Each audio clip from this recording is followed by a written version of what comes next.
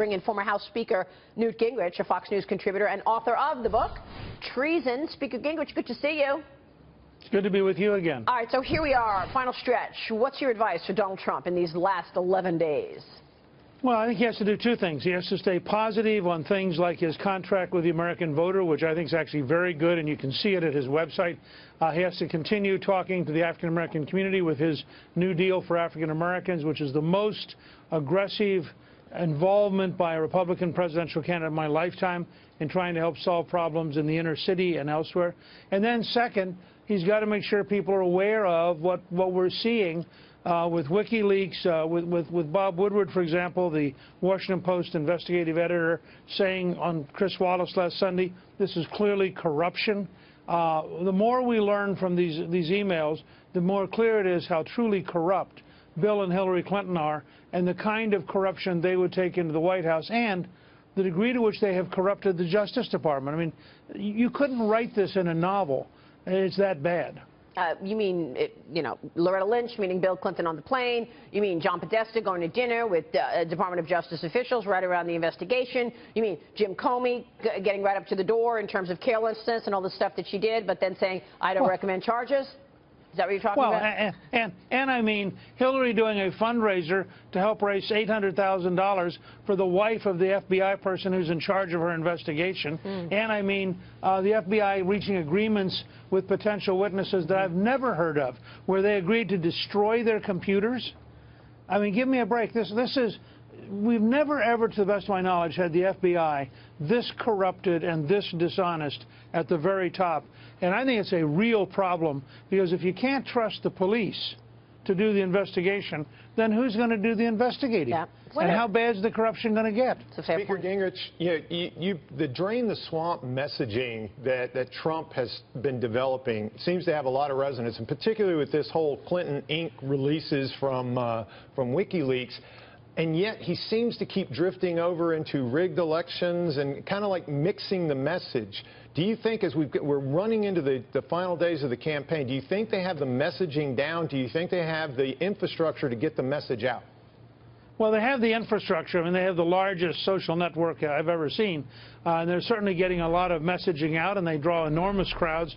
And those crowds, remember, in the age of social media, every person in that crowd has their own network of people they communicate with by Facebook or by Twitter or by email.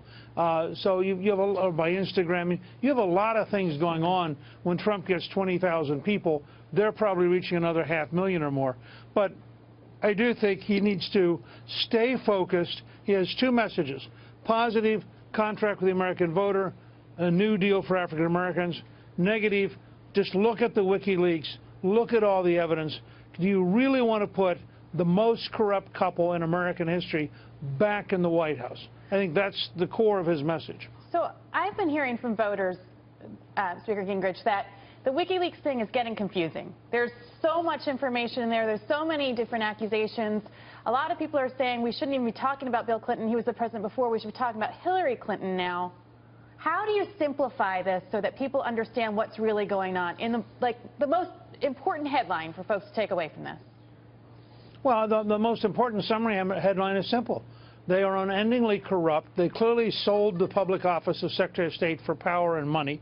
They have raised money from people who include dictatorships that are very, very anti-human rights, anti-female, anti-gay, anti-Christian, anti-Jewish. They have no shame. Yeah. And if you just go down, just take the 12-page memo by Doug Bandow and look at it and realize this was a 12-page outline of how to make sure that Bill Clinton got rich and Hillary Clinton got rich. You can't divide these two. He's going to be in the East Wing. He's going to be in the White House. They have worked together as a team to get rich. They've worked together as a team to be powerful. They are who you get if she wins. Speaker Gingrich, is Dagan McDowell. As a surrogate for Donald Trump, you are brilliant, fiery, and loaded for bear. But a lot of the surrogates who go on TV are not. And to what you were just talking about in terms of getting the message out on the Clinton Foundation, on the corruption of the Clinton couple, do you need to do a better job of messaging with the other surrogates in these final days? Well, probably wouldn't hurt to have a little bit of schooling on it, because it is so complicated. There is so much. I mean, I think I probably have the advantage of both being a historian and having been Speaker of the House, so I can assimilate this pretty rapidly. Yeah. And there is a lot of stuff that I agree with you. You also have the objective reality. This is the most one-sided news media in American history. They're not going to cover any of this if they can avoid it. And it's astonishing how hard they work to avoid the American people learning the truth. But in the age of social media and in the age of Fox News and Fox Business Channel, the truth is getting out despite every effort of the elite media to stop it. And I think it is penetrating. I think it's causing her more and more problems with every passing day. Which was the point you tried to make the other night with Megyn Kelly, by the way. That interview is still trending on the Internet. Are you surprised it got the traction that it did? Yeah, I'm surprised. I just want to make it clear to everybody, whoever watches it.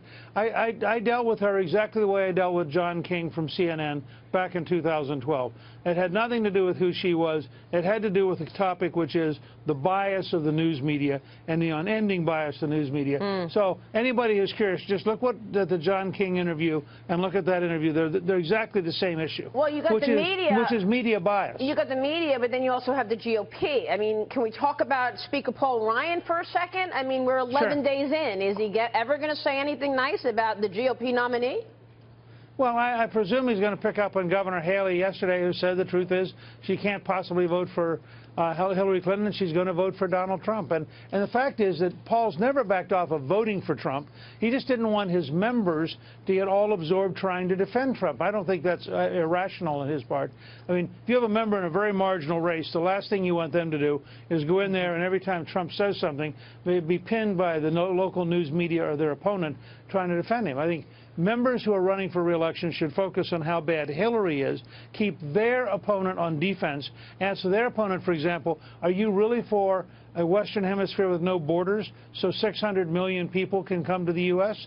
I mean, I think there are lots of things about Hillary that our candidates can be on offense. Right. And if people decide to vote against Hillary, the truth is Donald Trump will get elected. All right, we will leave it there. Speaker, good to see you. Thank you so much. Good to be with you. Newt Gingrich joining us there.